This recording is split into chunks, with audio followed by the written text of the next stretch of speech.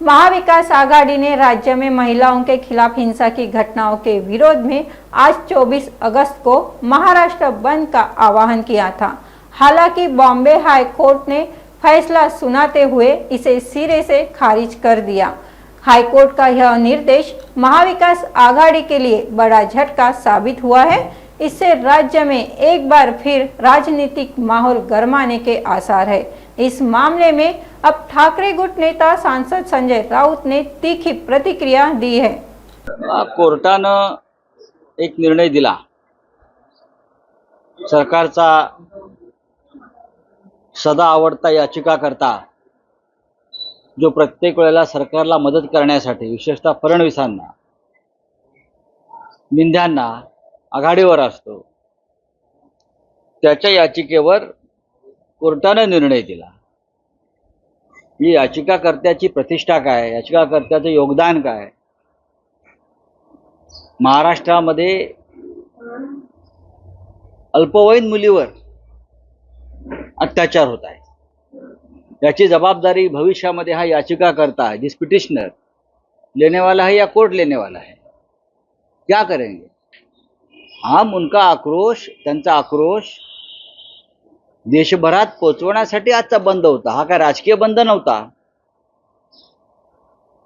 पण आजचा बंद जर 100% यशस्वी होणार होता, त्याच्यामुळे सरकारला अडचण झाली असती। काही दिवसापूर्वी भारत बंद झाला। तुम्हाला माहिती असेल, भारत बंद झाला 8 दिवसापूर्वी। भारत बंद झाला, बहुत अनेक राज्यात बंद झाला, महाराष्ट्रात काही भागात बंद झाला। त्याच्यावरती कोणी कोर्टात गेलं नाही, पण महाराष्ट्रातल्या या बंदच्या संदर्भात सरकारनं एका याचिकाकर्त्याला, जो त्यांचा आवडता, सदा आवडता, कोर्टात पाठवलं। पण ठीक आहे, यापुढे जर महाराष्ट्रात अशा काही दुर्दैवाने घटना घडल्या तर त्याची जबाबदारी ही संबंधित कोर्टावर आणि त्या याचिकाकर्त्यावर राहील। पण आम्ही बंद जरी कोर्टाचा शेवटी कोर्टाचा सन्मान राखावा लागतो, परंपरा आहे।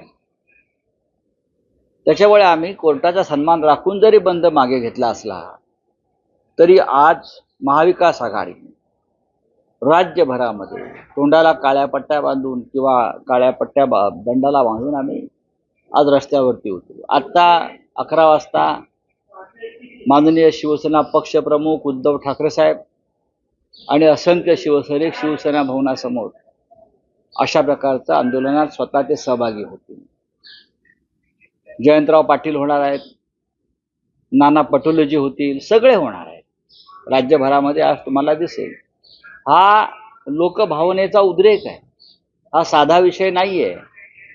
खरं म्हणजे कोर्टानं या जनभावनेचा आदर करायला हवा होता।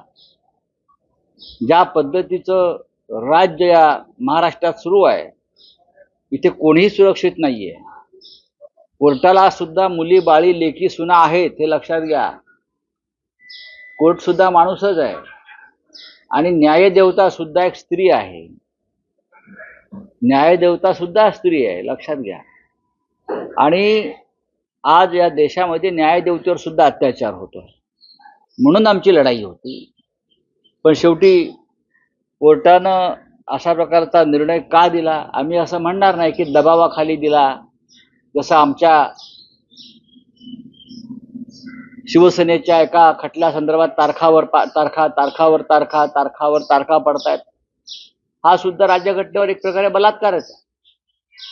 पण त्याहीपेक्षा आम्हाला चिंता येते या राज्यातल्या आमच्या मुलींची, बहिणींची, भगिनींची, सगळ्यांची। आणि म्हणून शेवटी आम्ही आज रस्त्यावर उतरण्याचा निर्णय घेतलेला आहे। लोकशाहीमध्ये आंदोलनाला फार महत्त्व आहे।